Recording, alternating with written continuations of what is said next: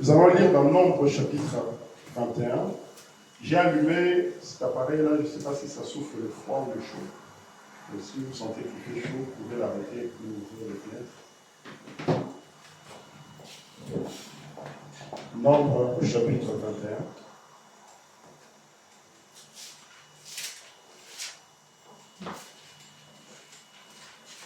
Ça a été quoi, Elisabeth, qui n'arrive pas? Oui. Ah. Commençons au verset 5. Nombre 21, au verset 5. Et parla contre Dieu et contre Moïse. Je commence juste un tout petit peu la première ligne en haut. Le peuple s'impatienta en route et parla contre Dieu et contre Moïse. Pourquoi nous avez-vous fait monter hors d'Égypte pour que nous mourions dans le désert? Car il n'y a point de pain et il n'y a point d'eau. Et notre âme est dégoûtée de cette misérable nourriture. Alors l'Éternel envoya contre le peuple des serpents brûlants. Ils maudirent le peuple et il mourut beaucoup de gens en Israël. Amen. Amen. Vous pouvez vous asseoir. Nous allons continuer la lecture. Le peuple vint à Moïse et dit: nous avons péché car nous avons parlé contre l'Éternel et contre toi. Prie l'Éternel afin qu'il éloigne de nous ces serpents. Moïse pria pour le peuple. L'Éternel dit à Moïse: fais-toi un serpent blanc et place-le sur une perche. Quiconque aura été mordu et le regardera conservera la vie. Pendant que vous êtes assis, si nous pouvons lire aussi dans Zacharie au chapitre 12. Zacharie au chapitre 12.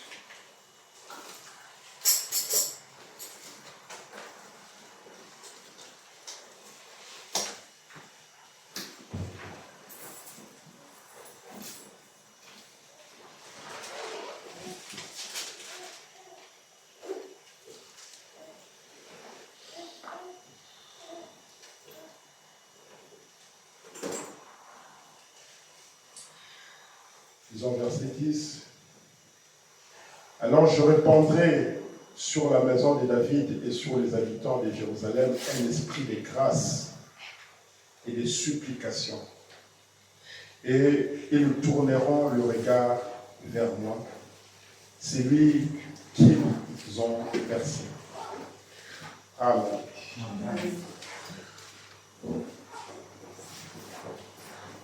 Ce matin, je voulais parler, ou cet après-midi, nous avons commencé en retard, nous étions allés chercher le frère Guinan qui avait la conférence. Ça fait un peu de la route. Mais supportez-moi un peu, je sais qu'il fait chaud, supportez-moi un peu. Ce matin, je voulais parler sur tourner le regard vers Jésus-Christ, la parole. Tourner le regard vers Jésus-Christ, la parole. Nous avons vu ici dans Zacharie au chapitre 12, la Bible nous dit: alors je répandrai sur la maison de David et sur les habitants de Jérusalem un esprit de grâce et de supplication. Et ils tourneront le regard vers moi, celui qu'ils ont percé. Amen. Amen. Le prophète nous dit, quand le péché intervenable, je commence au paragraphe 120 du 24 octobre 1954. Si je commence un peu, commençons là, il dit: eh bien, nous savons une chose. Observez donc ceci. Voilà, on commence par: nous savons une chose. Observez donc ceci. Ceci est le couronnement de chaque verset de la Bible. Amen. Amen. Amen. Nous allons prendre juste ceci, ici peu, pour vous montrer chaque passage où il est parlé du péché impardonnable. On va dire le péché impardonnable. Alors, Paul vient ici coiffer cela en disant, si nous péchons volontairement, je voudrais que vous puissiez vraiment saisir cette partie parce que c'est ça à peu près comment l'introduction, mais qui sera très important pour la suite de mon message. Si nous péchons volontairement, après avoir reçu la connaissance de la vérité, il ne reste plus de sacrifices pour les péchés. Alors, le péché impardonnable, ça doit être le péché volontaire. Le péché impardonnable, ça doit être le péché volontaire. Lorsqu'on vous dit quelque chose, vous êtes bien conscient que ça, la Bible nous l'a dit, Jésus-Christ a parlé, le prophète en a parlé, le prédicateur en a parlé, et que vous faites juste le contraire de cela, c'est ce que le prophète nous dit, un péché volontaire. Est-ce juste? C'est lui qui pêche volontairement. 121. Maintenant, qu'est-ce que le péché? On quitte le péché impardonnable. Le prophète maintenant veut nous expliquer qu'est-ce que le péché. Qu'est-ce qu'on appelle le péché? Il dit la chose suivante que vous devez comprendre, c'est que c'est que le péché. Le péché, c'est la désobéissance. Amen. Amen. Le péché, c'est la désobéissance. Et ça, c'est un démon terrible, la désobéissance. Le péché, c'est le rejet. Quand on désobéit, on rejette, on minimise, on refuse. C'est ça le péché. Ça veut dire que tu es bien conscient que ce que je suis en train de faire, c'est mal. Tu as la vérité en face, mais tu prends la vérité, tu la mets de côté. Tu désobéis, tu refuses, tu rejettes. Et ça, le prophète nous dit, c'est ça le péché impardonnable. Maintenant, observez donc le premier péché. Le prophète va remonter au premier péché. J'avais un passage que je voulais vous montrer. Le premier péché ici dans Scophiol. Ce qu'il a écrit, hein, c'est que Scophiol a écrit dans la Bible. Donc, Bible de Scophiol. Ce qu'il a écrit dans cette note au bas de la page. Je crois que ça se trouve dans Romains au chapitre 3. Et il dit ici, interprétant bien sûr cela. Il dit, péché, c'est rejeter la volonté de Dieu révélée. Amen. Je ne sais pas si vous avez compris. Péché, c'est rejeter, c'est désobéir. Mais pas simplement ça. La parole de Dieu révélée. Le mot révélé a tout son importance. Péché, c'est rejeter la parole de Dieu révélée.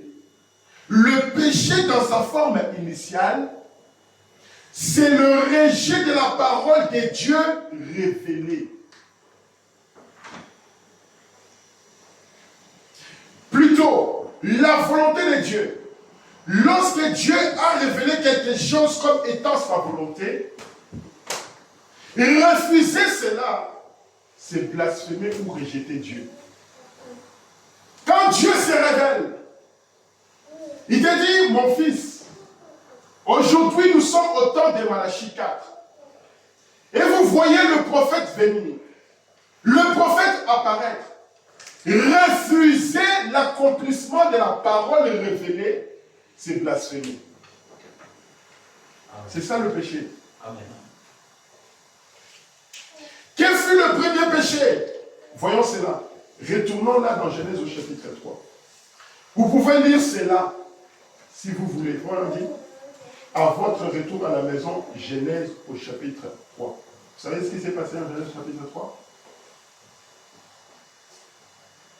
Lorsque Dieu a établi le jardin d'Éden, il y a placé Adam et Ève.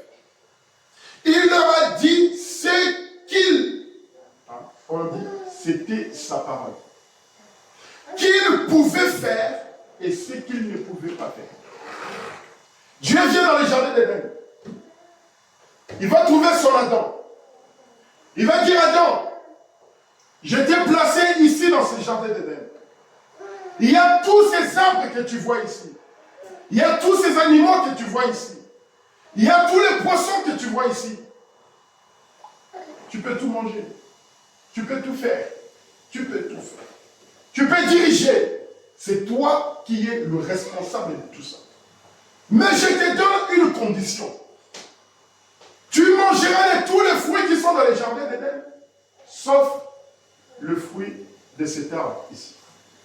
Et ce fruit, le fruit de cet arbre, je vous en interdis. Tu n'y toucheras pas du tout.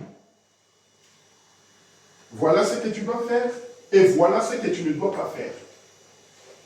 Adam, il était tout seul, il obéissait à cette parole, il marchait, il le contrôlait, jusqu'à ce que Dieu va dire, ah, je trouve qu'Adam, il n'est pas bon qu'il soit seul.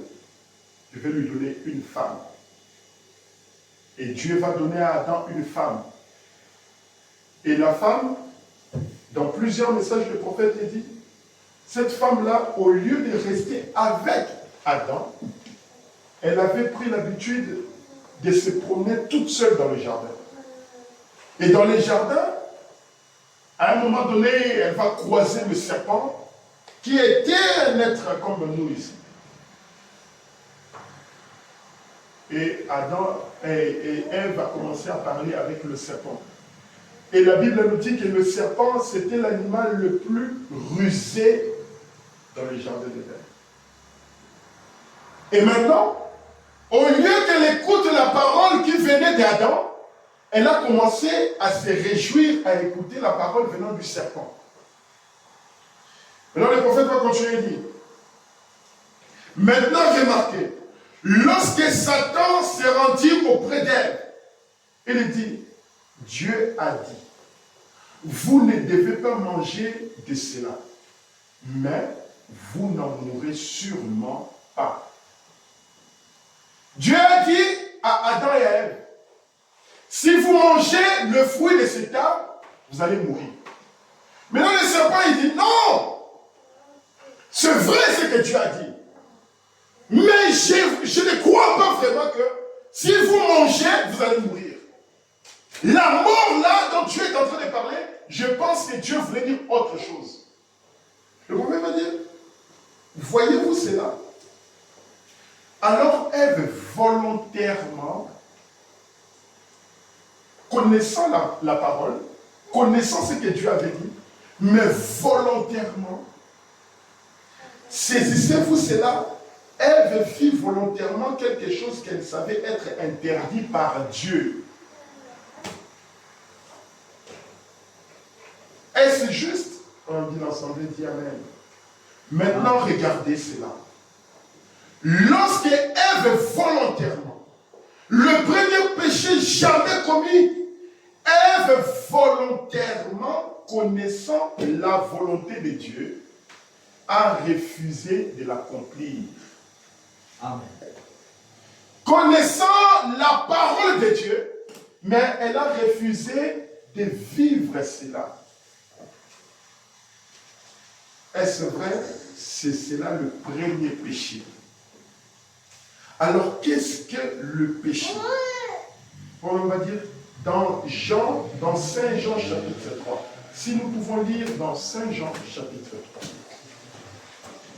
pense que vous avez compris c'est quoi le premier péché.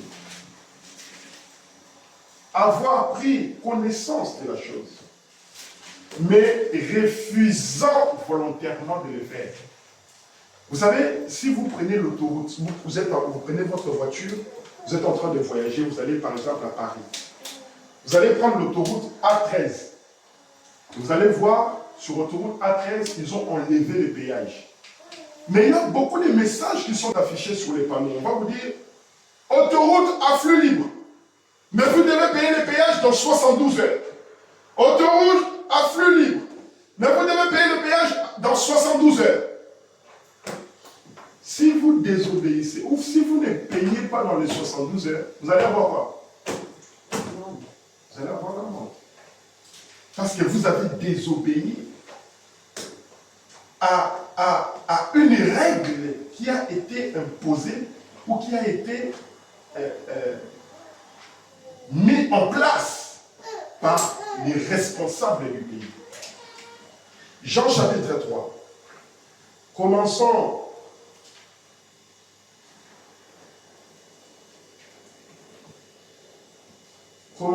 au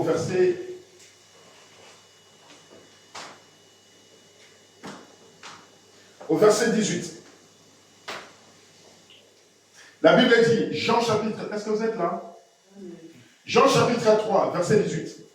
Celui qui croit en lui n'est point jugé. Celui qui croit en Dieu n'est point jugé. Mais celui qui ne croit pas est déjà jugé. Amen. Amen. Parce qu'il n'a pas cru au nom du Fils unique de Dieu. Celui qui croit, il n'est pas jugé. Mais celui qui ne croit pas, il est jugé. Parce qu'il n'a pas cru au nom unique du Fils de Dieu. Continuons verset 19. Et ce jugement, c'est que la lumière, étant venue dans le monde, les hommes ont préféré les ténèbres à la lumière. Les gens eux-mêmes ont préféré, ils ont voulu, ils ont accepté volontairement eux-mêmes le ténèbre à la place de la lumière. Volontairement. Écoutez maintenant. La lumière étant venue dans le monde, les hommes ont préféré les ténèbres à la lumière. Parce que leurs œuvres étaient mauvaises. Vous voyez pourquoi ils ont préféré les ténèbres? À cause de leurs œuvres. Leurs œuvres étaient mauvaises. Vous savez, lorsqu'on est voleur, par exemple, dans la vie, on vole quand? Généralement, on vole quand? Vous ne savez pas quand les voleurs arrivent? La nuit. La nuit. Parce que la nuit, il fait noir. Même le voleur, il est intelligent. Il sait que la nuit, tout le monde dort. Il fait noir. Donc, je peux entrer et personne ne va me voir. Le voleur, pour faire le mal, il vient dans le noir. Alors, généralement, qu'est-ce qu'ils font, ceux qui, si on crie, voleur, vous entendez quelqu'un qui rentre chez vous, vous criez, voleur, ils font quoi? Ils fuient. Parce qu'ils se sentent dévoilés, ils se sentent, on m'a remarqué. On a senti en présence. On m'a dévoilé. Ou dès qu'il voit, par exemple, il veut rentrer dans le noir, il voit une lumière. Vous allumez la lumière, ils vont sauter, ils vont fuir. Parce que vous l'avez remarqué. Ou encore, il va voir. Même si c'est dans la journée, il veut voler pendant la journée, il va regarder, est-ce qu'il n'y a pas quelqu'un ici qui me voit? Il va s'assurer qu'il n'y a personne qui me voit pour entrer en action, pour voler. C'est ça le péché. On veut faire quelque chose dans l'obscurité, en cachette. Dès qu'on découvre que c'est un escroc. Généralement, on voit les frères qui viennent à l'église ou les sœurs qui viennent à l'église. Il vient là, très saint. Fils de Dieu. Mais dès qu'on remarque, il y avait un frère, parce que nous étions à temps, le frère là, il avait une femme. Il vivait avec une femme, dans une ville très loin. Mais le frère, il venait tout le temps à l'église, achetant les choses au pasteur, il donnant des petits cadeaux, tout ça. Et puis il vient voir le pasteur. Oh non, pasteur, moi je veux me marier. Le pasteur, ne sachant pas que le frère vivait déjà avec une femme à la maison, il dit non, il n'y a pas de problème. Comme ça, tu cherches une femme, tout ça. Et le frère, il vient et dit au pasteur, non, j'ai trouvé une sœur quelque part, dans un autre pays. Et c'est la fille là, c'est la fille d'un serviteur de Dieu. Le pasteur dit, ah, très bien.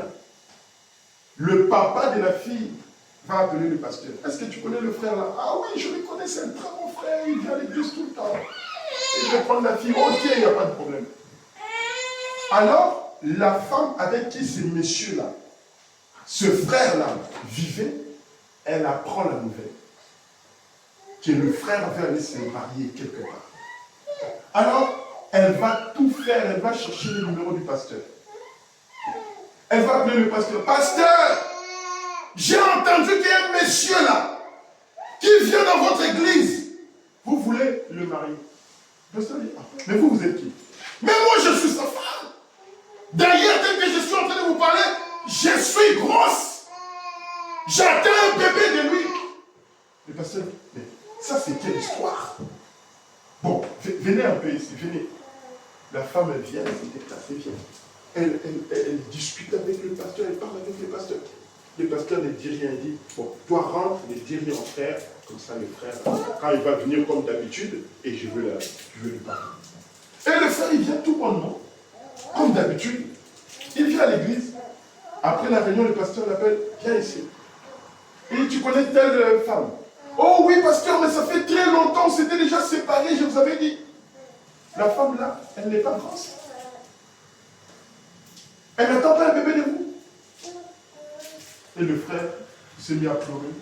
Pasteur, pardonne-moi. Vous voyez, les œuvres qui étaient dans l'obscurité ont été dévoilées. Et vous pensez que le frère là, il pouvait encore rester à l'église? Non. Il est fou. Vous voyez? Il est fou. Pour rester à l'église, il faut vraiment être un véritable fils de Dieu. Il faut vraiment être un véritable fils de Dieu. Reconnaître que ce que je fais mal, je vais arranger ma vie correctement. Et là, tu ranges, tu restes à l'église, là, on voit vraiment que tu es un fils de Dieu. Mais généralement, les gens, quand ils sont dévoilés comme ça, les œuvres sont révélées, ils fuient. Et aujourd'hui, on a toutes sortes d'histoires. Des frères escrocs. Il va venir et dire, frère, moi, je suis un bon frère. On va faire du business. On va mettre de l'argent, on va parler.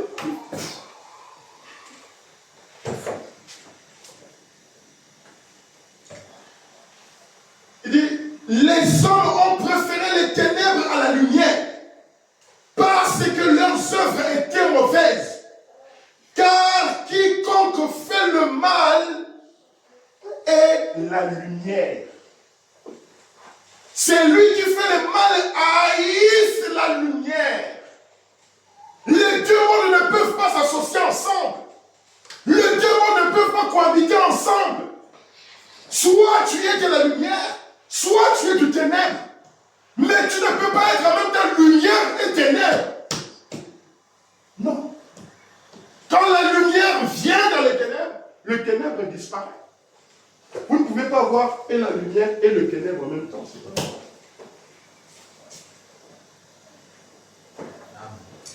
Oh!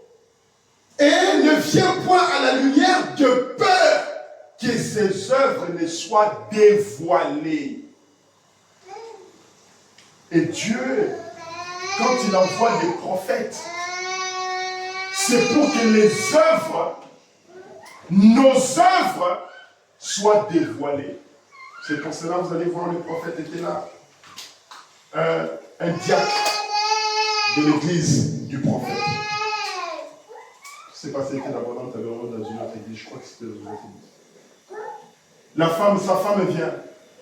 Oh frère Bonhomme, je suis malade, qu'est-ce que je veux pour moi? Frère Bonhomme, regarde la vie de cette femme-là, il dit que je ne peux pas.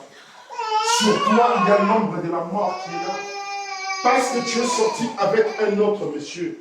Je suis en train de te voir dans une voiture quelque part avec un monsieur. Frère Bonhomme, d'ailleurs, cet enfant avec lequel tu es là, ce n'est même pas l'enfant de ton mari. Alors va dire à ton mari, et puis moi je vais prier pour toi, tu seras guéri. La femme dit, mais si je dis à mon mari, mais il va me chasser, notre mariage sera compromis. On dit, soit c'est cela, soit alors tu meurs et tu vas en enfer. Soit tu dis la vérité, soit tu dévoiles le démon qui est en toi, tu dévoiles le péché qui est en toi, soit tu vas avec ça en enfer. Alors il dit, elle a commencé à pleurer. À un moment donné, le prophète dit, mais d'ailleurs ton mari aussi, je suis en train de le voir, avec une femme dans la voiture. Non, pas mon mari, pas ton mari. Amène ton mari ici et vous allez voir. La femme va appeler son mari. Les deux viennent là en train de pleurer. Frère Branham va prier pour eux. Quand le péché est en nous, nous ne pourrons jamais avancer. Nous ne pourrons jamais faire un pas en avant. Il faut que ce péché-là sorte, soit dévoilé, avant que Dieu puisse faire quelque chose avec lui. Le prophète va continuer, il dit, volontairement connaissant la volonté de Dieu, a refusé de l'accomplir. Jean chapitre 3, nous avons lu, Jésus-Christ lui-même a dit ce qui suit. C'est que celui qui ne croit pas est déjà condamné. Est-ce vrai? Donc en fait, le péché, c'est l'incrédulité. Par sa séduction, Satan dit à Ève que Dieu avait dit cela, mais que ce n'était pas ce qu'il voulait dire. L'interprétation de la parole. Satan qui va interpréter pour Ève la parole. Frère Branham a dit, mais non, frère Branham ne voulait pas dire cela.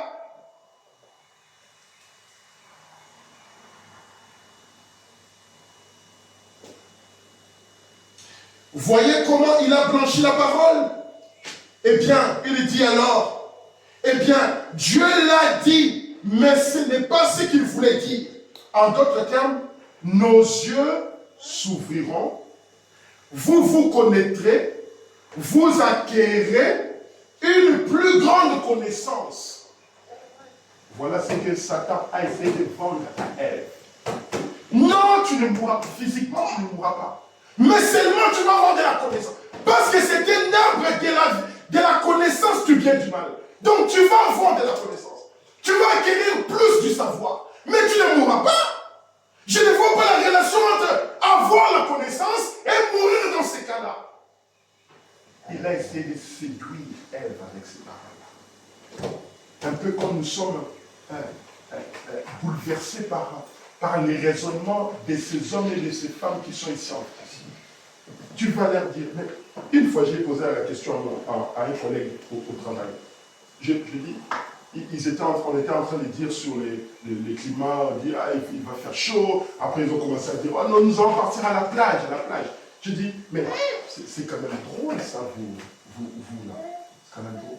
Je dis, comment un homme, Dieu peut avoir l'intelligence de donner à un homme de coudre les habits, de fabriquer les habits, pour se couvrir, mais maintenant, vous, aujourd'hui, vous avez pris les habits, vous avez enlevé.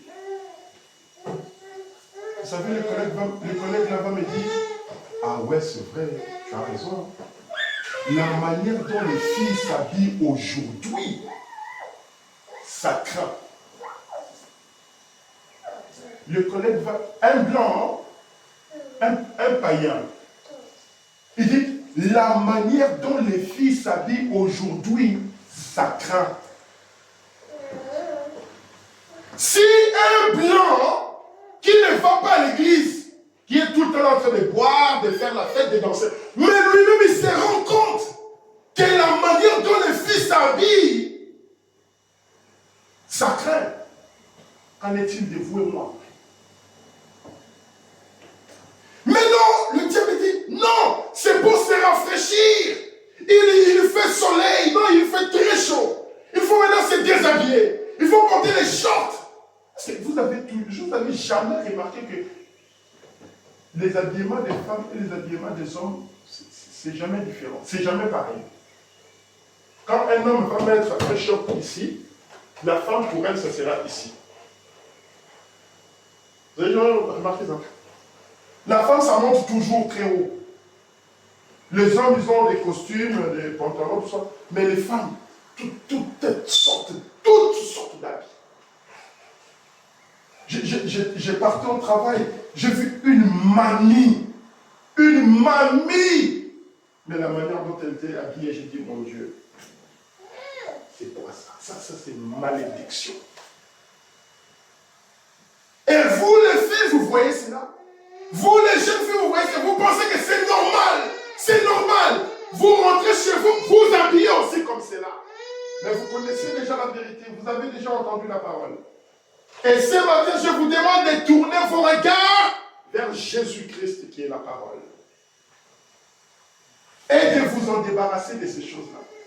Parce que c'est un esprit du diable qui est sur vous pour vous séduire. Et l'esprit du diable ne vous amène pas au ciel. Le diable n'est pas là pour vous amener au ciel. Le diable est là pour vous amener en enfer. En désobéissant à la parole. En refusant d'écouter la voix de Dieu en votre jour. C'est ça le péché. Refuser la parole de Dieu révélée. Qui est votre lumière. On dit par sa séduction. Il va dire, nos yeux s'ouvriront. Vous vous connaîtrez. Vous acquérez une plus grande connaissance. Aujourd'hui, les femmes me donnent des raisons. J'entends les raisons, le raisonnement, j'ai dit, mon Dieu, pourquoi tu mets les pantalons? Et ça, pour qu'il ne m'a goûté, pour la table de. Ah bon?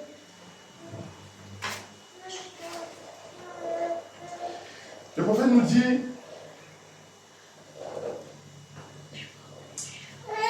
ah là là là là là. On va vous poser la question. Que voyez-vous au paragraphe 101, toujours le même message. Il dit, que voyez-vous quand vous regardez vraiment, quand vous observez vraiment les choses qui se passent aujourd'hui? Que voyez-vous? Cela dépend simplement de ce que vous cherchez. Amen. Ça dépend de ce que vous cherchez. Si vous voulez devenir millionnaire, vous n'allez pas rester avec des gens qui sont pauvres. Vous allez voir quelqu'un comme Elon Musk aller vivre avec les sans-abri à Paris. Ça n'a aucun sens. Qu'est-ce que vous voulez avoir dans la vie? Qu'est-ce que vous cherchez? Vous voulez le monde ou vous voulez la parole? Si vous voulez le monde, c'est très bien. Moi, si je devrais être dans le monde, ou si Dieu ne m'avait pas fait la grâce, et que j'étais dans le monde, j'allais être un vrai païen. Parce que Paul dit, ne faites pas les choses à moitié. Paul disait à Billy Paul, si tu veux être un soulard, sois un véritable soulard. Si tu es un bandit, sois un vrai bandit. Et si tu es chrétien, sois un véritable chrétien. Ne soyez pas des demi-chrétiens. Ne faites pas les choses à moitié. Ça ne vous rapportera rien du tout. Que voyez-vous quand vous regardez vraiment?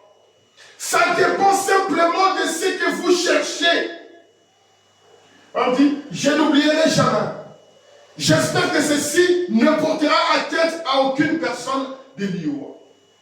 Lorsque je tenais des réunions à Waterloo, frère Lival, il était ici ce matin.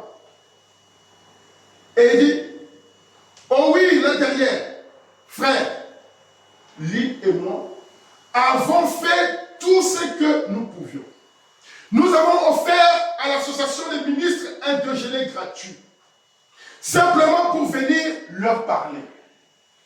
Moi et frère Lival, nous avons fait tout ce que nous avons à notre pouvoir. Tout ce que nous pourrions faire à notre pouvoir. Nous avons donné même la nourriture gratuite aux prédicateurs. Nous avons disposé des voitures pour que les gens viennent à l'église. Nous avons même dit que venez, à la fin de la réunion, il y aura un repas. Écoutez le prophète.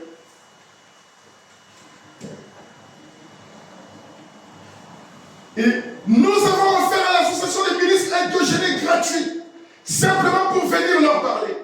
Frère Lival, bien sûr, et un autre érudit, un autre docteur en théologie, il a vraiment mérité son diplôme. Et ainsi, j'ai essayé de les convaincre de parler devant les luthériens, presbytériens et autres. Mais il a dit non. Ils s'attendent à ce que ce soit toi qui le fasses. Eh bien, je suis allé là-bas après qu'ils ont tous terminé de manger. J'ai pris mon texte devant ces ministres. J'ai pris mon texte. J'ai pris ton texte. Je n'ai pas été désobéissant à la vision céleste.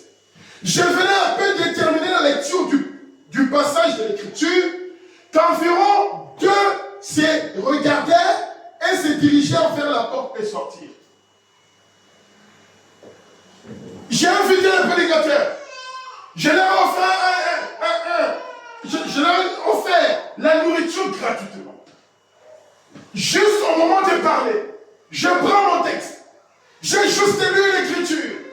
À peine de lire, deux, ils se lèvent, ils sortent. Et ainsi, quand je commençais à dire, comme Paul qui à son époque, il y eut un étrange ministère et qui déclara alors qu'il se tenait devant Agrippa, qu'il n'avait pas été désobéissant à cela, environ 2 ou 3 encore se levèrent. Ça ne les intéressait pas ce que le prophète disait.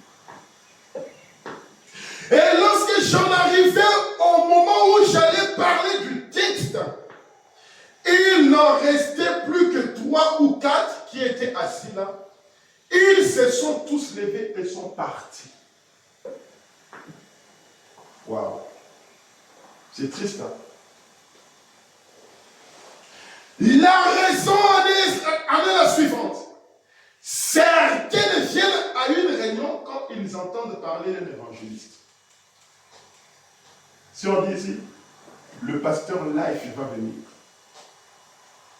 vous allez voir, tout le monde va quitter même Paris là-bas. Le pasteur Life est là-bas. Ils vont venir. Je me rappelle en 2024, à la veillée 2023-2024, le pasteur avait invité le pasteur de Ville Kalono du Congo. Il est venu passer avec nous la veillée, le réveillon. J'ai vu des gens que je n'avais jamais vus. Ils ont quitté Bordeaux, Paris, même la Belgique, ils sont venus. Pourquoi? Parce qu'ils ont entendu qu'il y a le pasteur de Ville qui est là-bas. On va danser, on va chanter. Ils viennent pour ça. Certains viennent à une réunion quand ils entendent parler d'un évangéliste. La manière dont ils s'habillent influence les gens. S'ils ne sortent pas le genre d'habit approprié, parce qu'on a un travail bien. J'ai entendu l'autre jour un psychologue déclarer, sortons un peu, allez un peu plus loin. Et maintenant, nous voyons que certains viennent pour entendre comment vous parlez. Les autres viennent pour voir comment vous habillez. Les autres viennent voir parce que c'est un évangéliste. Les autres viennent voir comment vous parlez. Voilà pourquoi les gens viennent à l'église. Quand ils viennent regarder, vous parlez de la guérison divine. Seigneur. Si un homme n'est pas du type instruit et doué, les gens ne pourront pas supporter l'entendre.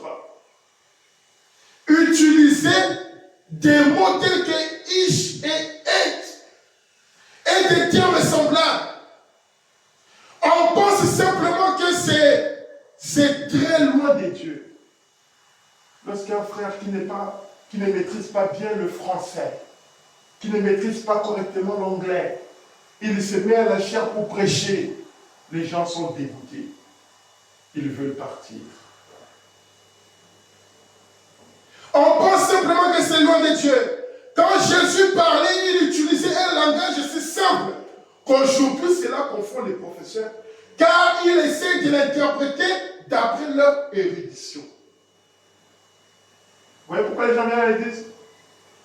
Eh bien, c'est ce qu'il y a, c'est que les gens cherchent ces choses, les discours plutôt que la parole.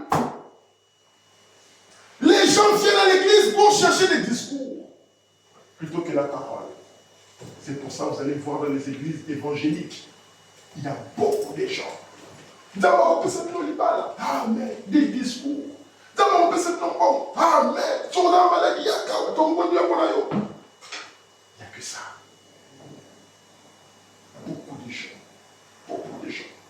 Et les pasteurs, ils savent très bien parce qu'ils savent que ça fait partie de l'image de l'église. On va filmer, on va mettre sur Internet. Ils viennent pour des discours, mais pas pour la parole.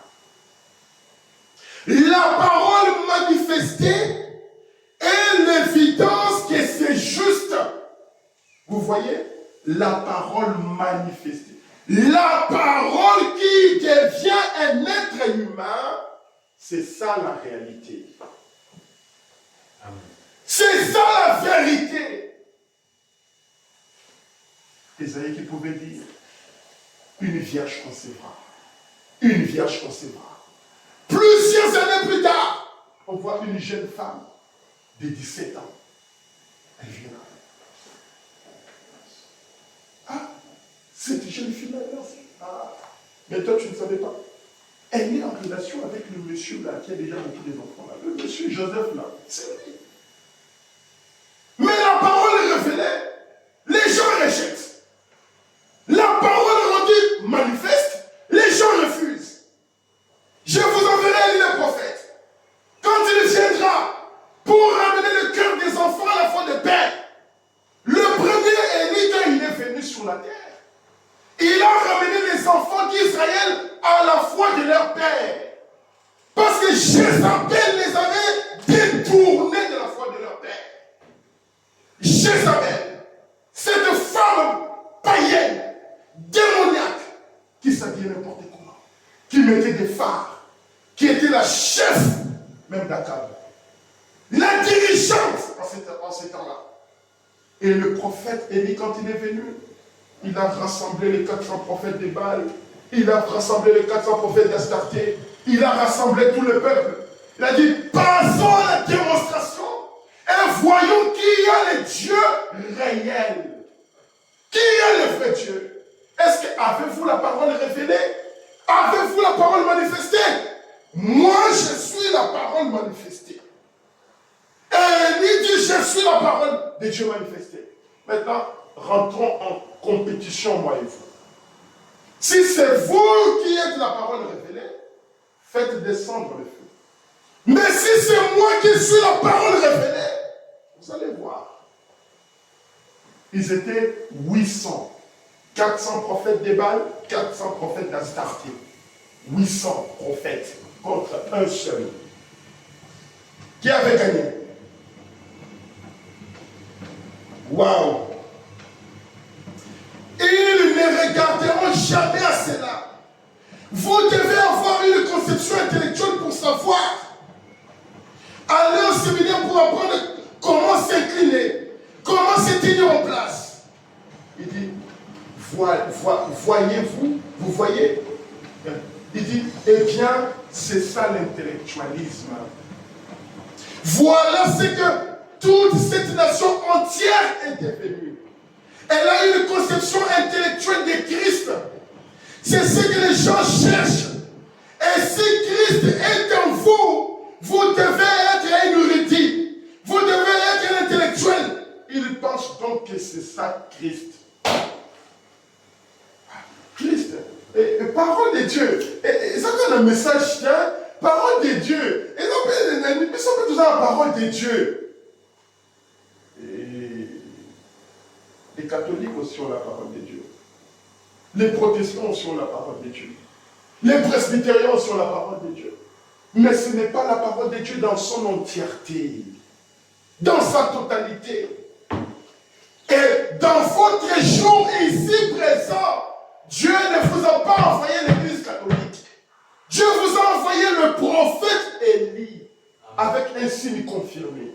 Et ce prophète-là, quand il vient, il dit, tournez vos regards vers Christ. Il est la parole. Il est la parole. La parole révélée, rendue claire, manifestée. Nous sommes en train de voir des guerres. La guerre qui est entre là. Mais cette guerre-là, c'est quoi? La parole de Dieu révélée. Mais vous êtes en train de voir, mais c'est la Russie et l'Ukraine. Mais c'est quoi? Mais c'est la parole de Dieu révélée. Ce sont des prophéties qui s'accomplissent. Il y a tout un grand enjeu qui est là-bas. Une nation se lèvera contre une autre nation. Ce n'est pas ça? Amen. Mais pourquoi nous voyons comme s'il n'y a rien? Un royaume contre un autre royaume. Vous entendrez des guerres partout. Mais ça ne sera pas encore la fin.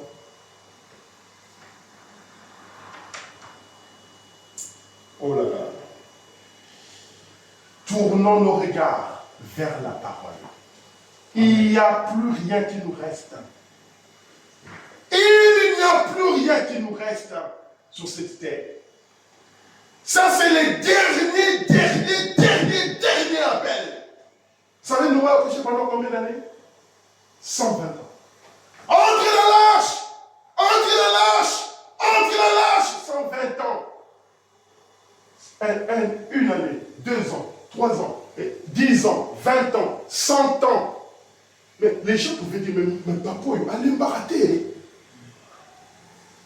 Mais comme alors, mon papa, il pense 119 ans, prêchant la même chose. Et à la 120e année, Dieu va dire à Noé, maintenant tu as beaucoup insisté. Vous savez le message que nous sommes en train de prêcher? Nos papas ont prêché cela. Nos grands-parents ont prêché cela. C'est le prophète qui prêche là. Ce n'est pas moi. Je suis juste en train de prendre ce que le prophète a dit pour répéter. Mais si on n'écoute pas, moi je ne serai responsable de personne. Tournons nos regards vers Christ. Il est la parole. Mettons notre vie en ordre par rapport à la parole. Il y a plus d'avantages à tirer dans la parole que dans les choses du monde. Vous savez, cette semaine, j'étais en train de regarder une interview, un documentaire d'un monsieur qui est hygiéniste. Hygiéniste. On lui posait des questions et répondait. Il a confirmé ce que le prophète avait dit. Il a dit, nous sommes composés à 90% des microbes. Nous sommes composés à 90% des microbes. Et le prophète nous dit, ce corps ici coûte 80 combien de centimes? Quelques centimes, c'est ce corps ici que vous voyez ici. Que nous donnons beaucoup de valeur. Le prophète a dit 99 centimes, quelque chose comme ça. Mais avec ce corps ici, nous voulons regarder. Avec ce corps ici, nous voulons mentir. Avec ce corps ici, nous voulons tricher. Avec ce corps ici, nous insultons. Nous faisons beaucoup de choses du mal. Pour 90 centimes ou 90 cents, quelque chose comme ça. Mais l'âme qui est à l'intérieur, qui coûte 10 000 mondes, vous prenez le monde ici avec toutes les richesses que Donald Trump et Poutine sont en train de se battre, vous, votre âme coûte 10 000 fois cela. Mais vous négligez cela. Vous préférez rester dans le monde, dans les choses du monde, volontairement, refusant la parole de Dieu révélée. Que Dieu nous accorde la grâce. Le prophète nous dit, Jean-Baptiste tourna un jour ses regards et vit une colombe. Quand Jean était là en train de baptiser, il tourne ses regards et il vit Jésus-Christ, une colombe descendant sur lui. Noé, quand il tourna ses regards pour le voir, il vit les justes jugements de Dieu tomber sur les gens de ce monde qui avaient rejeté sa parole. Moïse, quand il tourna le regard, il vit un buisson en feu. La colonne de feu était revenue dans un buisson. Et quand Moïse s'en approcha, elle dit, enlève tes souliers car j'y suis. Maintenant, si vous vous penchez sur cette expression, le je suis. Si vous vous penchez sur cette expression, le je suis, c'est au passé, au présent et au futur. Je suis éternel. Voyez-vous? Je suis, il vit. Je suis. C'est ce qu'il vit dans les buissons ardents. Moïse a vu le buisson ardent. Le je suis. Amen. Le je suis. Le passé, le présent et le futur. Il est Dieu. Et il est ici avec nous. Amen. Parce qu'il est le même hier, aujourd'hui et éternellement. Amen. Là où il y a sa parole, il vient. Il aime qu'on parle de lui.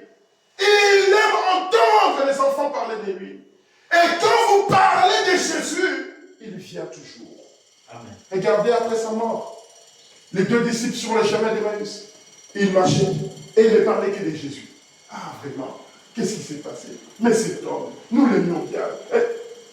Il parlait de Jésus, d'un coup il apparaît. Vous parlez de quoi? Qu'est-ce qu'il y a, s'il vous plaît? Oh non, mais toi tu es un étranger ici ou quoi? Tu n'as pas vu tout ce qui s'est passé en Jérusalem?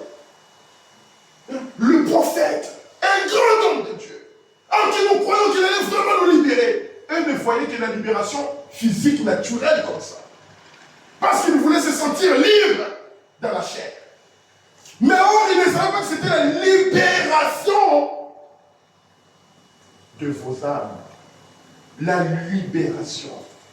Non pas simplement de cette chair, parce qu'il vient vous racheter totalement et complètement.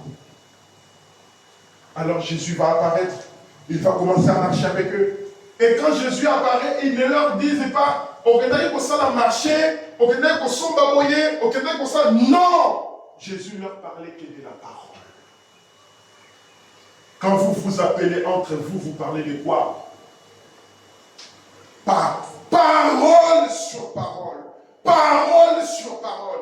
Et quand il parlait de parole sur parole, les autres étaient heureux d'entendre la parole. Ce n'est pas comme nous ici. On parle de la parole. On dort. Et ils ne dormaient pas. Et ils entendaient, ils écoutaient. Mais à la fin de la journée, quand ils sont rentrés dans la maison, Jésus va se révéler à eux en brisant les pains. Et c'est lui. Ils vont sortir en courant et vont dire, ah, nos cœurs ne brûlaient-ils pas à l'intérieur de nous quand ils nous parlaient? Aujourd'hui, le cœur des chrétiens, ça ne brûle plus. Le cœur des chrétiens, ça ne touche plus. Quand on parle de la parole, ça ne bouge pas. Mais les disciples ont dit, nos cœurs, ne brûlaient-ils pas quand ils parlaient? Est-ce qu'il y a encore des cœurs qui peuvent brûler? Est-ce qu'il y a encore des gens qui sont prêts à tourner le regard vers la parole?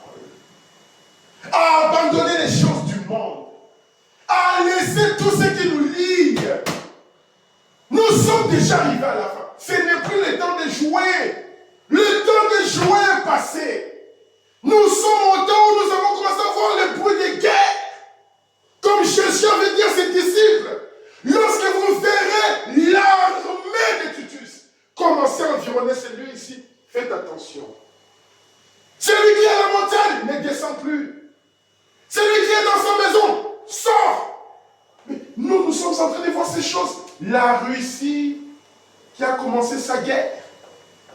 Les États-Unis maintenant qui vont aller bombarder sur l'Iran. Mais l'Iran, avec la Russie, ils ont des coopérations. La Russie avait dit ceci. Nous avons commis une erreur d'avoir laissé les Occidentaux détruire la Libye. Nous avons commis une erreur de laisser les Occidentaux détruire la Libye. Aujourd'hui, la Libye, c'est devenu un chaos. Maintenant, les gens qui sont allés avec des bombes pour détruire la Libye demandent aux Africains d'aller faire des dialogues là-bas pour restaurer la paix. Maintenant, vous allez prendre le président du Congo-Brazzaville. C'est lui qui est maintenant là-bas pour faire en sorte que les autres reviennent dans le dialogue. Mais ce n'est pas moi qui fais la guerre. Moi, ce n'est pas de ma responsabilité. D'aller commencer à prendre les gens. Allez, Toyo Kana. Non, vous avez fait la guerre. Venez maintenant arranger les choses. Partout là-bas, c'est devenu un chaos total. Le terrorisme, les viols, les massacres, les tueries, les banditismes. Vous pouvez dire à un Américain d'aller là-bas. Il dit aux Américains, n'allez pas là-bas. Là-bas, il n'y a pas la sécurité. Maintenant, c'est l'Afrique qui est l'insécurité. Ce sont les pauvres gens qui payent le prix. Et ils sont partis. Ils sont bien dans les belles maisons. Pareil en Irak. Oh, il y a les armes chimiques. Les armes chimiques. Mais c'est prouvé qu'il n'y en a pas. Et ils ont commencé à confesser eux-mêmes. Parce qu'ils voulaient avoir accès au pétrole là-bas. Et ça, la Russie a dit, n'essayez pas de tuer ce monsieur-là. Si vous faites cela, alors ça va être très compliqué. Maintenant qu'ils ont commencé, les États-Unis rentrent dans cette guerre-là, qu'est-ce qui va arriver? Vous savez, dans la Bible ici, on dit que lorsque l'Amérique va commencer à animer l'image de la bête, les gens vont commencer à l'adorer parce qu'il va vomir le feu. Parce qu'il va vomir le feu. Et tout le monde va l'admirer. Ce que nous sommes en train de voir là, c'est l'accomplissement de cette prophétie-là. Regardez, écoutez les radios, vous allez entendre comment on est en train de glorifier en quelque sorte l'Amérique. On dit que l'Amérique, c'est le seul qui a la puissance, la bombe la plus puissante qui puisse aller détruire au fin fond des industries uranium là-bas. C'est le seul. Et on est en train d'en parler. Les États-Unis, Donald Trump.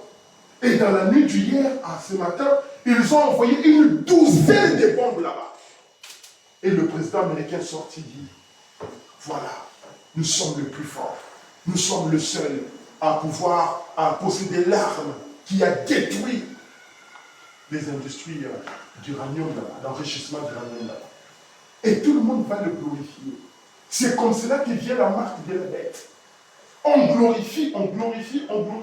Et après, bientôt là maintenant, avec le pape américain, ils vont nous imposer de fermer nos églises, de rentrer dans leur union. Et si tu n'as pas l'Esprit de Dieu en toi, tu auras forcément l'Esprit de la marque de la bête. Ce matin ou cet après-midi, mes frères et sœurs, tournons le regard vers la parole. Amen. C'est la seule chose qui peut nous garder la vie. La seule chose. Noé a prêché. Vous savez, Rahab, lorsque les espions sont rentrés chez lui, elle a gardé les espions. Les espions lui ont donné un secret. Ils lui ont dit, nous allons entrer dans Jéricho et nous allons détruire cette ville. Ça, c'est une évidence. Nous allons détruire la ville. Mais si toi, tu ne veux pas être détruit avec les restes des habitants de Jéricho, prends ces fils cramoisis, place-les sur ta fenêtre.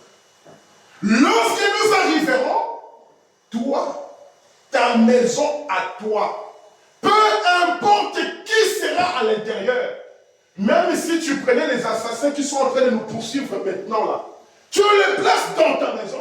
Lorsque nous entrons pour détruire la ville, ta maison ne sera pas détruite. Toi, tout ce que tu as à faire, c'est de prendre juste les gens, de les amener dans ta maison. C'est tout ce que nous te demandons. Même si tu vas prendre une prostituée, tu la mets dans ta maison, qu'elle soit simplement dans ta maison. Quand la destruction viendra, ta maison ne s'écroulera pas. Alors peut-être que les gens de Jéricho sont venus. Rahab, c'est quoi ce fil cramoisi? Elle ne pouvait peut-être pas dire le secret. Elle dit, non, mais je ne sais pas, c'est juste quelque chose qui prend de là-bas. Mais les autres ne savaient pas. Mais elle savait le secret. Parce qu'elle avait reçu les espions. Parce qu'elle avait reçu les anges de Dieu. N'avez-vous pas reçu l'ange du Seigneur aujourd'hui? N'avons-nous pas reçu l'ange du Seigneur aujourd'hui? Amen. Quand on nous dit dans Alliance confirmée d'Abraham, je commence à aller vers la fin. Dieu scrute, du 18 mars 61, paragraphe 110. Dieu scrute toute la terre pour trouver un homme. Les yeux de Dieu regardent toute la terre pour trouver un seul homme. Oh Seigneur. Oh Dieu, lorsque j'y pense, cela embrase mon cœur. Les yeux de Dieu cherchent dans le monde entier quelqu'un que je peux trouver. Quand j'y pense, cela embrase mon cœur. Au temps d'Abraham, souvenez-vous, le prophète nous dit, dans la ville où Abraham habitait à Babylone là-bas, il n'avait trouvé personne. Seulement Abraham. Les yeux de Dieu scrutent la terre pour trouver un fils de Dieu, pour trouver une fille de Dieu. Et voilà, dit, cela embrase mon cœur. Dieu cherche sur la terre pour essayer de trouver un homme qui s'abandonnera à lui. Il l'a toujours fait. Dieu a toujours fait cela. Chercher un homme qui veut bien s'abandonner à lui. Et il trouva un homme du temps de Noé sur des millions et des millions. Tenez-vous, Dieu qui vient vers Satan. Il dit, Satan, as-tu vu mon serviteur Job? Quand Dieu remarque une personne, quand Dieu peut confirmer une personne, et Satan qui dit, ah, Seigneur, mais c'est parce que tu l'as béni. C'est parce que tu l'as béni. Laisse-moi juste traiter avec lui un peu. Et on va voir. Dieu, les yeux de Dieu scrutent pour trouver une personne. Dieu l'a toujours fait. Et il trouva un homme au temps de Noé sur des millions et des millions. Aujourd'hui, trop de gens sont comme Samson. Samson a donné à Dieu sa force. Mais il ne voulait pas lui donner son cœur. Les frères et sœurs, Samson avait toute la force que Dieu avait placée en lui. Vous savez comment Samson est venu? Vous savez comment Samson est venu? Une femme qui n'avait pas d'enfant, qui va voir l'ange lui apparaître. Tu vas avoir un enfant. Cet enfant-là ne doit pas boire, ne doit pas fumer, ne doit pas prendre des liqueurs fortes, ne doit pas faire ceci, ne doit pas faire cela. L'enfant est venu dans le monde. L'enfant commence à suivre des mauvaises fréquentations. Les parents sont venus, mais Samson, mais pourquoi tu suis simplement ces femmes-là, les femmes du monde-là? Mais est-ce qu'en Israël, il n'y a pas de femmes? Samson ne voulait pas écouter la désobéissance. Comme on dit, il a donné sa force à Dieu. C'est comme aujourd'hui nous voyons avec les amis chantres, les amis prédicateurs, les frères et sœurs. Dieu t'a donné peut-être un petit don de chanter. Tu as un don de chanter. Tu es capable de venir là et commencer à chanter et puis embraser tous les cœurs des frères et des sœurs. Mais tout de suite, qu'est-ce qu'on voit après? La personne devient un peu orgueilleuse. Il commence maintenant à faire des chansons qui, parfois, on sent qu'il n'y a pas d'inspiration. Juste avec beaucoup de musique, pour que ça bouge, pour qu'on sente qu'il existe. Il est encore à la mode. Un prédicateur qui va être là, il aura 2-3 personnes qui le suivent. Allez, il va commencer à prêcher d'une certaine manière des déclarations. Pourquoi? Parce qu'il va mettre ça sur Internet. Et les gens vont voir comment il prêche, comment il saute, comment il crie. Paul dit, Samson a donné sa force à Dieu, mais il ne voulait pas lui donner son cœur. Aujourd'hui, dans le message, nous avons gardé juste le nom. Une femme critique. Je suis dans le message. Mais dans le message, la critique concernant moi, critique. Un frère menteur, voleur, avec n'a esposa la voix, mais un frère du message. Message. Ok. Tu donnes peut-être ton temps à Dieu de venir à l'église, mais ton cœur, est-ce qu'il est aussi donné à Dieu? Qu'est-ce que vous êtes venu chercher à l'église?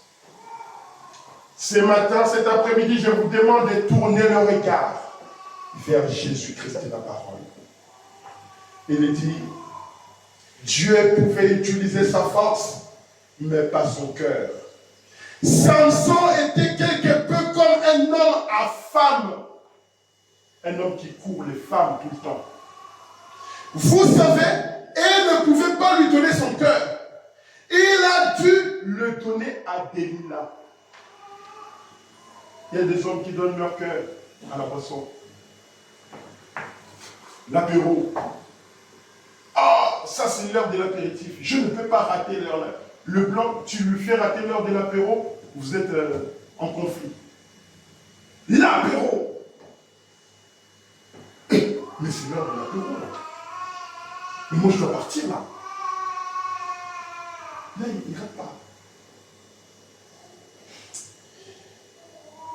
Dieu s'est servi de sa force. Il ne pouvait pas se servir de son cœur. Ainsi, il y en a beaucoup aujourd'hui. Vous donnerez votre intellect à Dieu. Je te bâtirai une grande maison. Je te ferai une organisation. Je ferai ceci, je ferai cela. Ne voyez-vous pas que c'est la même chose que fit Caïn? Cela fut rejeté. Caïn vient, je te donne une offrande. Mais cela fut rejeté. Je vais vraiment aller vite pour terminer. Caïn s'est bâti un autel. Il a offert un sacrifice et a dit, le voici, je t'adorerai, je crois en toi, voilà mon sacrifice, voilà mon autel, c'est à prendre ou à laisser. C'est ça l'homme d'aujourd'hui. On dit c'est ça l'homme d'aujourd'hui. L'homme religieux, c'était la même chose avec Ésaü. Et c'est la même chose avec l'Église. C'est ce que nous sommes devenus. Vous connaissez la vérité, mais vous ne voulez pas vivre la vérité. Vous savez ce qu'un homme doit faire. Vous savez ce qu'une femme doit faire. Vous le savez, mais vous avez refusé. Vous avez rejeté. Vous avez rejeté cela. Pourquoi? Parce que c'est là où nous sommes devenus. C'est là où nous sommes arrivés. j'ai fait ceci, j'ai fait ceci, j'ai fait ceci, j'ai donné la dîme, j'ai donné l'offrande, j'ai joué à la musique, j'ai été diacre, j'ai prêché la parole, j'ai fait ceci, j'ai fait ceci, j'ai fait ceci. J'ai chanté à la chorale. Mais le prophète me dit, il ne s'agit pas de ce que vous avez fait, il s'agit de ce que lui a fait. Donnez-lui votre cœur et suivez-le. Il est mort pour nous sous le bois du calvaire. Il a laissé le trône de son Père. Il a laissé les anges, l'adoration des anges. Il a laissé toute la gloire. Et il est venu sur la terre. Il n'avait même pas un endroit où naître. Il n'avait même pas un endroit où Marie pouvait l'amener comme ça et naître. Il n'en avait pas. Un homme mal, la Bible nous dit, un homme habitué à la souffrance toute sa vie. Même les dernières ont quelque chose pour dormir. Mais le Fils de l'homme, il n'a pas un endroit pour se reposer. Il n'a pas un endroit pour reposer sa tête. Pendant que les autres dormaient, lui il était en train de prier. Il priait, il priait. Il vient voir les disciples. Mais vous êtes en train de dormir. Regardez les néniers là. Vous êtes en train de dormir. Vous ne pouvez même pas prier 1 heure. Il va prier. La Bible nous dit il priait jusqu'au point où il transpirait du sang. Lui le Créateur. Il vient là, il prêche la parole. 5000 personnes là. Les disciples disent, maître, mais ils ont rien à manger, il faut qu'ils dégagent, il faut qu'ils partent. Ah bon? Vous-même donnez leur à manger. Mais on n'a rien. On a juste quelques temps avec les poissons. Amenez-moi ça. Amenez-moi ça. Il se soucie des autres. Il se soucie de nous. Il n'a pas laissé les 5000 personnes partir affamées. Il ne vous laissera pas enfamer. Si vous avez besoin de quelque chose, demandez-le lui. Il va vous le donner. Comme nous l'avons vu dimanche dernier, invoquez-moi et je vous répondrai. Demandez-moi et je vous donnerai. Mais est-ce que nous demandons? Non. Nous sommes là toujours plaintifs. Comme les enfants d'Israël. Comme nous l'avons lu. Ils se soulèvent là contre Moïse. Ils se soulèvent contre Dieu. Mais non! Depuis qu'on est ici là, on mange des trucs simplement qui descendent du ciel là. Les trucs blancs là, c'est quoi? Nous voulons manger l'ail de l'Égypte. Nous voulons manger la viande. Moïse regarde et dit, mais quel genre de peuple?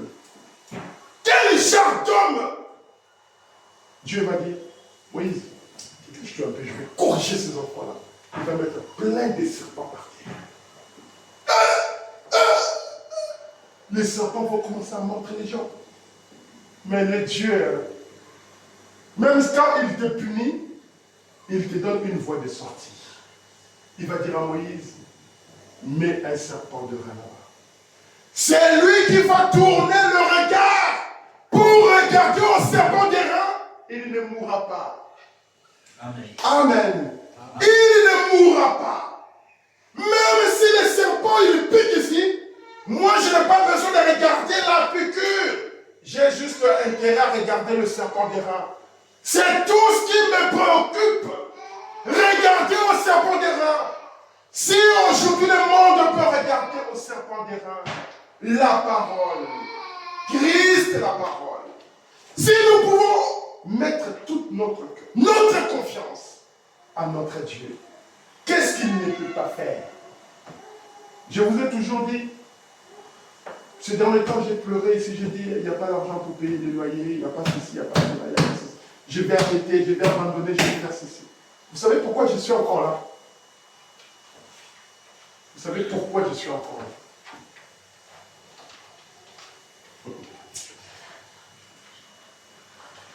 Je sais ce que je suis en train de faire. Je le crois de tout mon cœur. Je sais de quoi je suis en train de faire. Je vous ai dit l'autre fois ici, je dis, l'homme se plaint beaucoup quand il n'a pas l'argent. Mais il ne se plaint jamais quand il n'a pas Dieu dans son corps, dans sa vie. Vous savez comment cela m'est venu? J'étais en train de réfléchir, j'ai dit, Seigneur, là je vais arrêter. Je vous ai prêché ici un message, continue ta marche. C'est une expérience personnelle. Continue ta marche. Ne regarde ni à gauche, regarde ni à droite.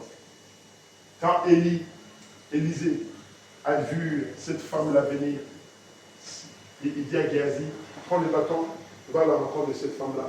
Ne regarde ni à gauche, regarde ni à droite. Si quelqu'un te salue, ne le salue pas. Paul dit, c'est ça, c'est comme ça qu'un chrétien doit marcher. Ne regardez ni à gauche, ni à droite. Les filles du monde s'habillent n'importe comment. Moi, je suis une chrétienne, je ne vais pas m'habiller comme eux. Même si on me critique, même si on m'insulte, même si on me traite de quoi, je m'en fous. Je suis venu dans ces pays-ci, j'avais 23 ans. J'ai étudié comme tout le monde. Ils sortaient, les collègues sortaient pour aller boire. Ils venaient frapper à ma porte. Ben, on y va. Je leur disais, je suis un chrétien. Je ne sortirai pas avec vous. Ah, mais lui, il est toujours là, accroché à son ordinateur, là, il écoute, je ne sais pas qui, là. Mes collègues, ils venaient dans ma chambre, je leur disais, écoute, ça, c'est l'ange du Seigneur. Ça, c'est le prophète de Dieu. Il sortait, il claquait la porte, il m'insultait. Cela ne m'a pas changé.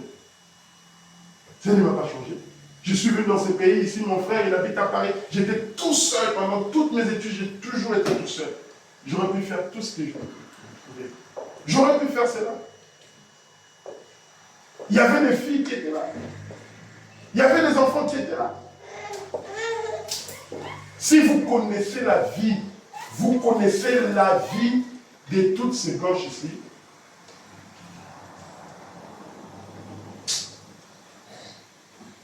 c'est terrible. Nous sommes dans un pays terrible, dans un monde terrible. Vous voulez réussir, vous voulez arriver quelque part, vous voulez être béni, tournez le regard vers Jésus-Christ. Là-bas. Il vous bénira financièrement, matériellement, physiquement, spirituellement. Il sera avec vous. Il vous ouvrira des portes et des portes et des portes et des portes. Même quand ce sera impossible, il rendra cela possible pour vous. Il rendra cela possible pour vous. Qu'est-ce qu'il y a de plus difficile à Dieu? Qu'est-ce que Dieu ne peut pas faire? Pour que nous puissions tourner nos regards vers les choses du monde. Qu'est-ce que nous obtenons à regarder aux choses du monde? Nous obtenons quoi? Qu'est-ce que nous tirons bénéfice à ces choses-là? Rien. Tu vas mettre les mèches. Mais après, tu vas te rendre compte que le poids du mèche a coupé tes cheveux. Encore dans quelques années. Tu seras esclave de ça. Alors que tu peux prier ton Dieu. Seigneur, je veux que tu me donnes beaucoup de cheveux. Il y a des femmes qui ont beaucoup de cheveux.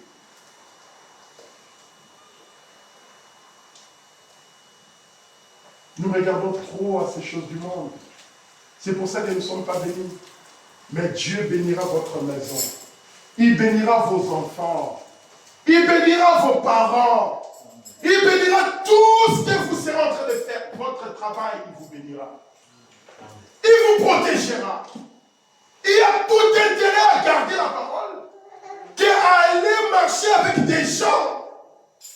On dit, lorsqu'une personne n'a pas le Saint-Esprit, c'est un homme animal. Vous savez un animal? J'avais vu, il y avait un monsieur qui avait élevé les lions. Il élevait des lions. À un moment donné, je pense qu'il avait peut-être transformé ces lions-là et les lions, ils avaient fait quelque chose, ils n'avaient pas mangé. Ils ont réussi à s'enfuir. Ils ont commencé par dévorer ses propres enfants d'abord. Ses propres enfants d'abord. Ces gens-là, vous rigolez avec eux, vous savez ce qu'ils sont. Vous savez ce qu'ils sont capables de faire? Parlez avec eux un peu. Mon cher ami, est-ce que tu as déjà été en Afrique? Est-ce qu'on peut aller en Afrique voir et regardez leur réaction. Mais ce sont des gens qui sont capables de prendre une bombe et de déposer sur vous. Ça, c'est une personne. Des drogués, des fumeurs de chambre.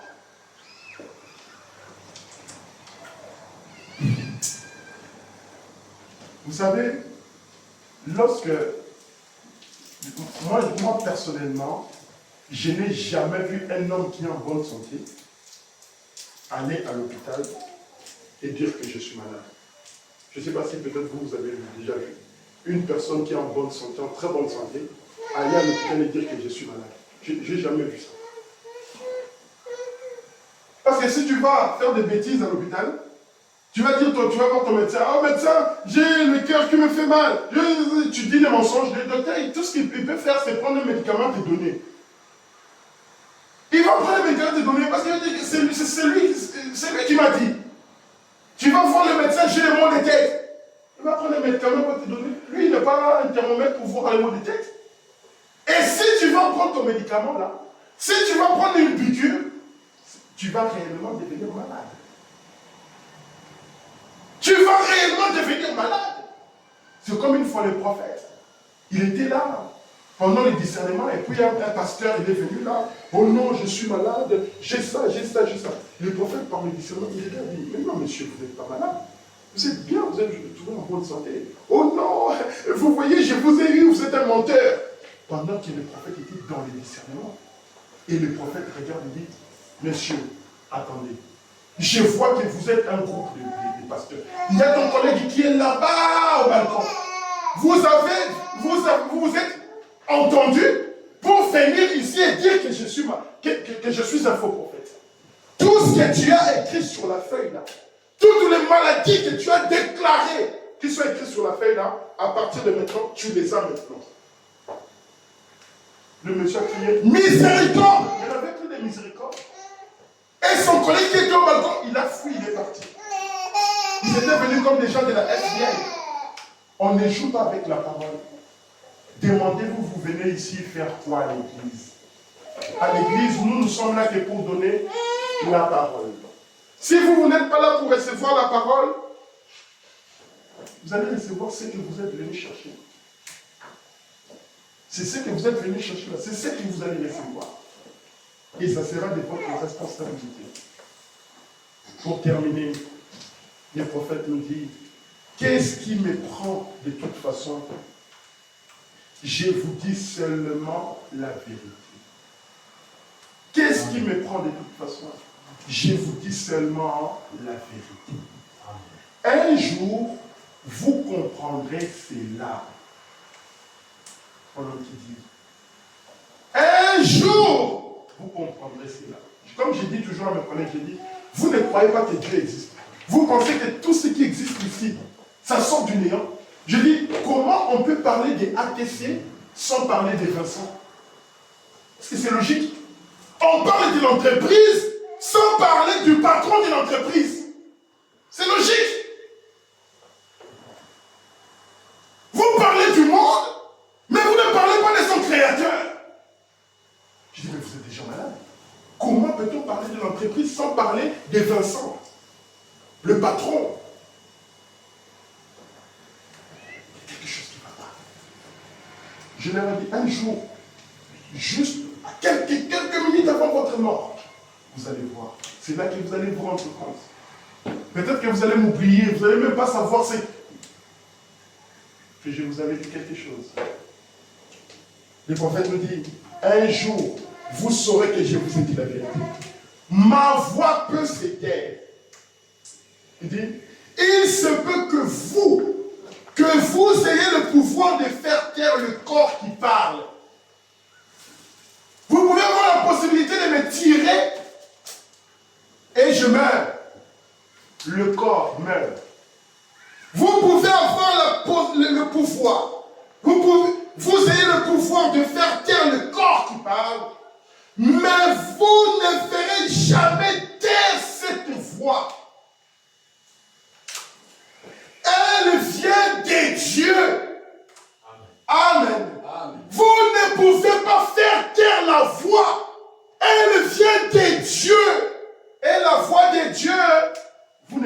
pas la faire taire. Vous ne pouvez pas la faire taire. Vous savez, quand Élie est parti, les gens croyaient que, oh, le prophète qui nous embêtait est parti. Mais non, on n'aura plus les prophètes qui vont nous dire, femme, habite-toi correctement. Homme, arrête de fumer, arrête de mentir. Il n'y en aura plus. Mais ils étaient choqués, ils ont vu Élisée descendre. Et Élisée a fait 2 fois plus qu'Élie. Ils ont dit, Élie est parti. Mais c'est monsieur qui apparaît, il vient d'où encore? Femme, laissez vos cheveux propres. Le prophète le dit. Habillez-vous propre. Que ce soit à l'église, que ce soit en dehors, habillez-vous correctement.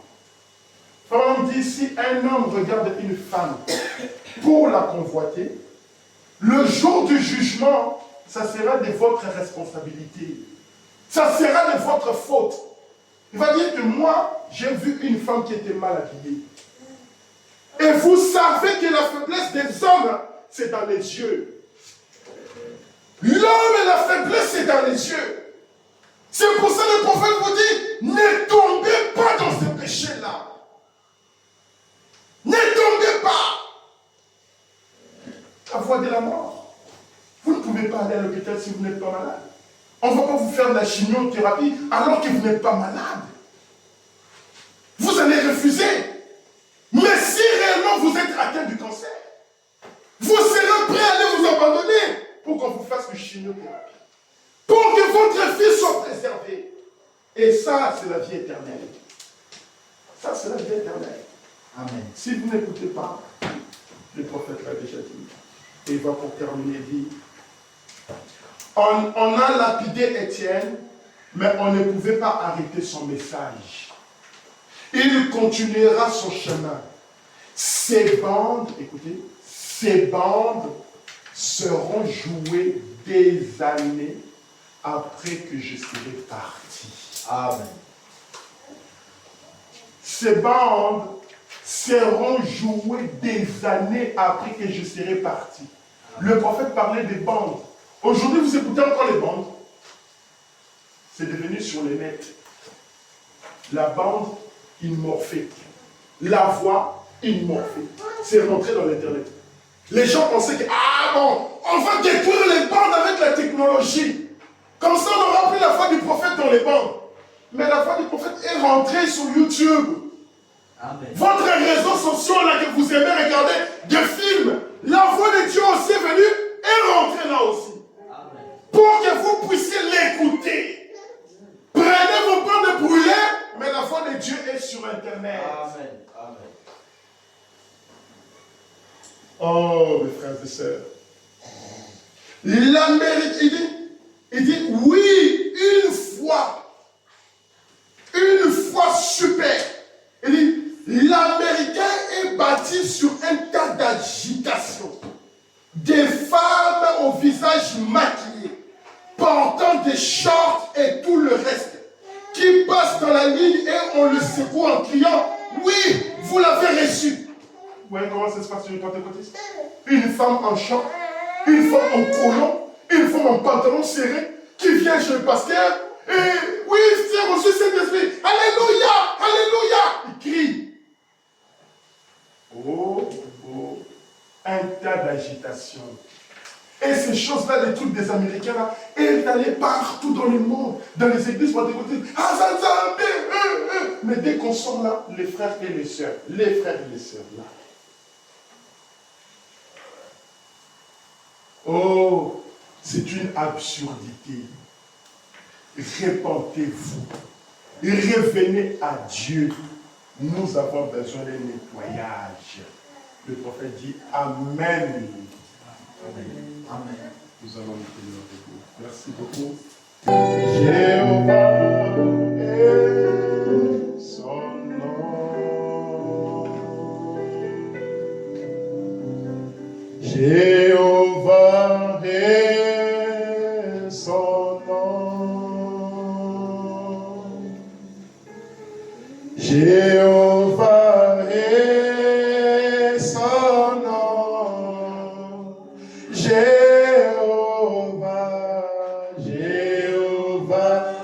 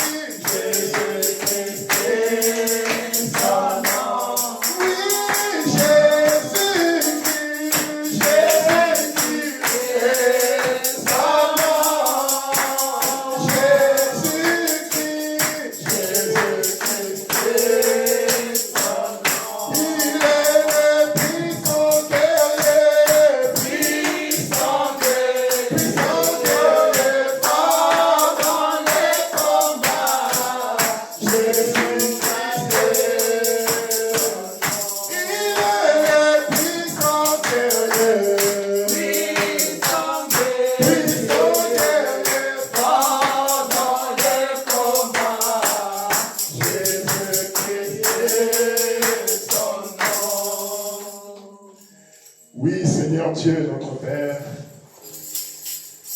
tu es le Dieu Tout-Puissant. Tu es le Dieu de gloire. Tu es le Dieu très haut. Tu es le Seigneur des Seigneurs. Tu es le Dieu des dieux. Tu es celui qui a laissé la tombe vide. Tu as montré à l'insensé qu'il ne restera insensé, mais la parole de Dieu continuera sa marche. Amen. Éternel Dieu, notre Père, toi qui nous as aimés dès avant la fondation du monde, tu nous as appelés tes enfants, tu as placé sur nous ta sémence, tu nous as dit, même quand le péché abonde, la grâce surabonde, Seigneur. Et tu nous as envoyés en ces temps de la fin, alors que tu savais très bien que le péché couvrira toute la terre, alors que tu savais que le ténèbre sera profond dans ces temps de la fin. Mais tu nous as choisis pour être des étoiles, pour montrer au diable que tu ne monteras jamais des témoins sur la terre.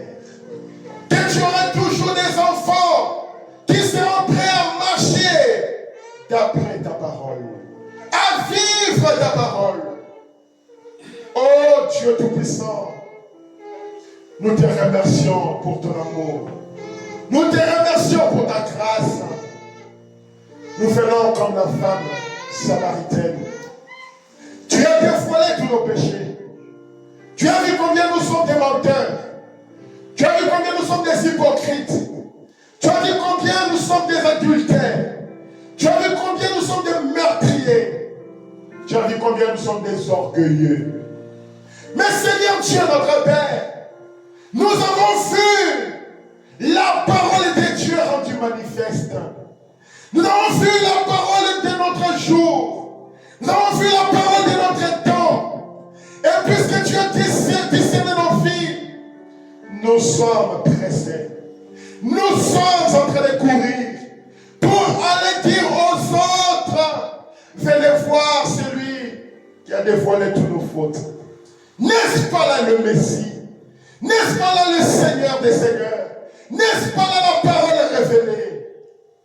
Oh Père Céleste, lorsque tu es venu au jour du temps d'Abraham, un homme avec la poussière aux pieds, un homme avec de la poussière aux pieds, tu es rentré dans la maison d'Abraham avec les deux anges, tu y as mangé avec Abraham. Mais le moment de se révéler était arrivé. Où est Sarah ta femme? Certainement l'année prochaine, je viendrai et elle sera, elle donnera son bébé. Elle aura son bébé.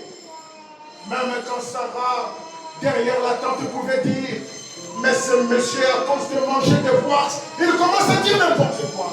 Et elle a rigolé en elle-même. Elle dit, mais ce n'est pas possible. Mais tu l'as regardé, tu as dit, pourquoi Sarah, ta femme, a-t-elle ri? Pourquoi Sarah a ri? Qu'est-ce qui peut être difficile? Y a-t-il quelque chose qui soit impossible à l'Éternel? Malgré ton incrédulité, je viendrai et tu auras un fils. À cause d'Abraham, mon serviteur, je viendrai à toi, bien-aimé Père Céleste, à cause de William Branham, ton serviteur. Et regarde-nous avec les yeux de miséricorde. Tu avais dit dans ta parole, celui qui ne croit pas à celui que je vais envoyer, il est déjà condamné. Mais celui qui croit à la parole, il va passer de la mort à la vie. Père Céleste, notre roi, si nous étions morts par les choses du monde, par les choses de ce temps, par la séduction du diable, la mort à la vie, que Père Céleste, notre roi, la vie de Christ se révèle à nous maintenant. Que lorsque nous sortirons de cet endroit, que le monde sache qu'il y a quelque chose qui s'est passé à nous. Que notre vie a été changée. Que notre vie a été transformée. Que Seigneur Dieu, notre Père, tu as exaucé cet après-midi à notre prière, Seigneur. Change nos vies. Change nos cœurs. Donne-nous l'humilité. Donne-nous la simplicité. Que nous ne soyons plus des enfants de la désobéissance. À cause de la désobéissance, Ève a rentré le péché dans le monde. Mais à cause d'un fils obéissant, à cause du Seigneur Jésus-Christ, l'homme parfait, l'obéissance a amené l'Église à l'adoption. Amène-nous à l'adoption, Seigneur. Que nous soyons des enfants obéissants à ta parole. Tu nous as montré ici que le rejet de la parole, de la manière volontaire, ça nous condamne. C'est un péché impardonnable. Et le péché impardonnable, c'est rejeter la parole de Dieu révélée, rendue claire. Le prophète qui a été promis dans Malachie chapitre 4, voici je vous enverrai Élie mes prophètes avant le jour de l'Éternel. Refuser cet ange de l'Éternel, c'est recevoir sa propre condamnation. Mais ici, nous n'avons pas refusé l'ange que tu nous as envoyé. Mais Seigneur, comprends que nous sommes des hommes faibles. Nous sommes nés de la chair. Nous sommes conçus dans l'iniquité. Nous sommes nés dans le péché. Et nos corps nous poussent toujours à faire le mal. Comme Paul l'avait dit, même quand je vais faire le bien, c'est le mal que je fais. Mais bien-aimé Père Céleste, ne regardez pas nos fautes de la jeunesse. Ne regardez pas nos fautes que nous commettons tous les jours. Mais regarde l'intention que nous avons de faire du bien, Seigneur. Et regarde cette intention-là. Quand David a péché, il est allé sur son balcon et il y avait une femme qui s'était juste laissée déshabiller. Qui s'était déshabillée. Et David, cette femme savait très bien que David, il a l'habitude de se poser là, sur son balcon. Et ton prophète nous dit que cette femme-là avait fait cela exprès pour séduire le roi. Et quand le roi est allé prendre cette femme, quand Nathan est venu et il a condamné le péché, David ne s'est pas soustrait.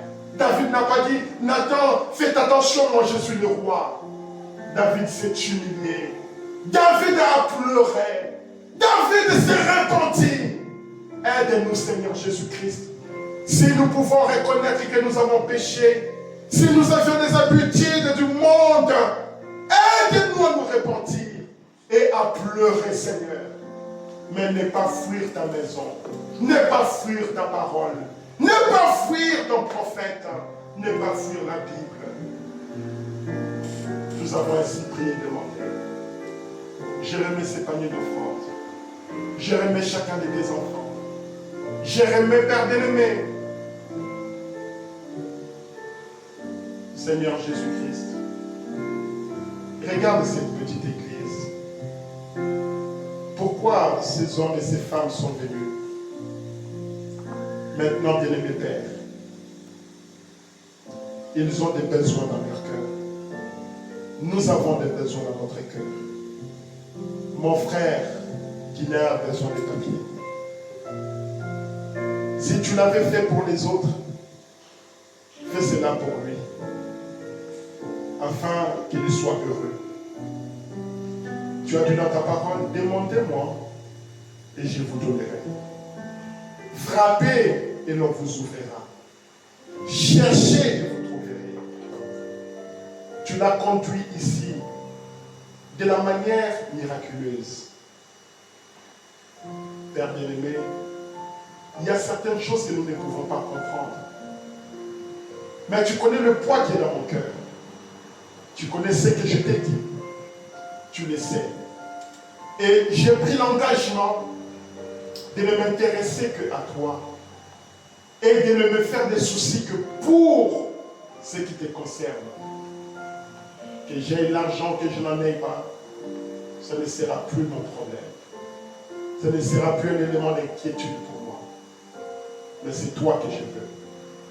Que tu puisses toucher le cœur de chacun de nous. Tu puisses aider ton fils à avoir le papier. Tu puisses le garder dans la ville où il est. Tu le soutiens, Seigneur. Bien-aimé Père, je vois maman Clémentine qui semble avoir perdu du poids. J'étais en train de l'observer depuis tout à l'heure.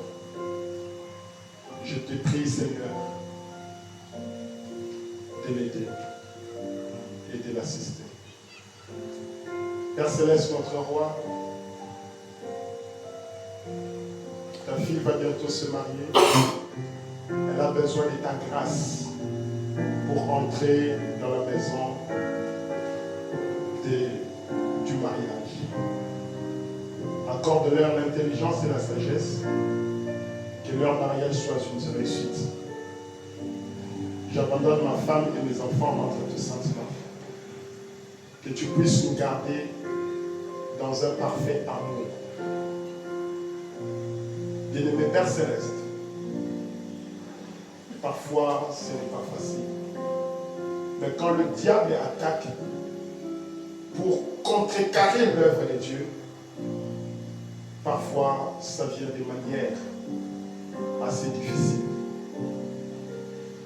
Et je te remercie pour Frère Ivan, pour sa présence et pour son assistance. J'étais arrivé à un moment où c'était difficile. Mais je me suis appuyé sur lui. Et j'ai tiré de lui quelque chose qui m'a soutenu. Souviens-toi de lui. Souviens-toi de sa vie et de sa condition. Et Père, si tu avais changé de l'eau en vin, tu peux transformer aussi sa situation. Bien-aimé Père Céleste, Maman Solange et Eliane sont venues à l'église. Je me souviens qu'il y avait une femme dans la Bible qui s'appelait Ruth. Lorsqu'elle allait glaner dans les champs de Boaz, elle ramenait toujours quelque chose à manger pour sa belle-mère. Que ces deux femmes ramènent quelque chose dans leur maison. C'est qu'elles ont appris ici. Puisqu'elles représentent l'Église, qu'elles aillent donner la vie au reste de la famille qui sont restés là-bas. Nous sommes arrivés au temps de la fin et le combat est très difficile. Nous avons réellement besoin de ton soutien et de ta grâce, Seigneur. Garde-moi au travail, garde-moi dans ce que je fais et donne-moi les capacités de tenir les coups, Seigneur. C'est difficile. Mais je comprends que c'est difficile. Je comprends. Que l'honneur et la gloire te reviennent. Rentre avec nous. Alors que tu nous as donné aussi une belle journée. Nous te disons merci pour cela. Encore une fois de plus, merci pour la guérison totale et complète de notre pasteur. Merci pour nos bien-aimés qui sont à Caen, à Paris, au Havre, qui sont partout dans le monde, des enfants qui se sont réunis. Accorde à chacun ta grâce. J'ai ainsi prié et demandé. Bénis la semaine pour nous. Et si tu tardes, Seigneur, laisse-nous encore revenir ici pour t'adorer, Père. Au nom de Jésus-Christ, j'ai ainsi prié et demandé. Amen.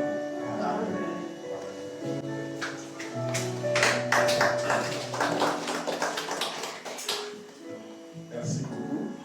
Merci en tout cas. When will the moment come when I shall lay my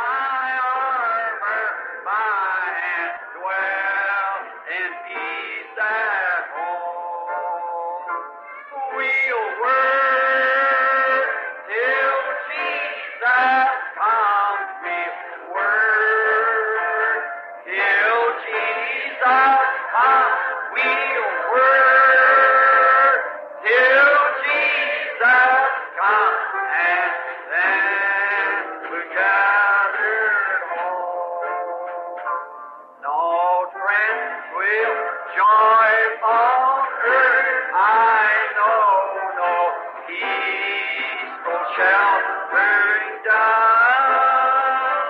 This world's a wilderness of woe.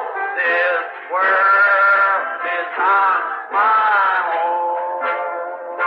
We'll work till Jesus comes.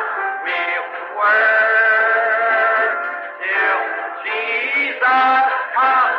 We'll work till Jesus comes, and we'll be gathered home. To Jesus Christ I fled for rest. He bid me cease to roam, and lean for succor on His breast till He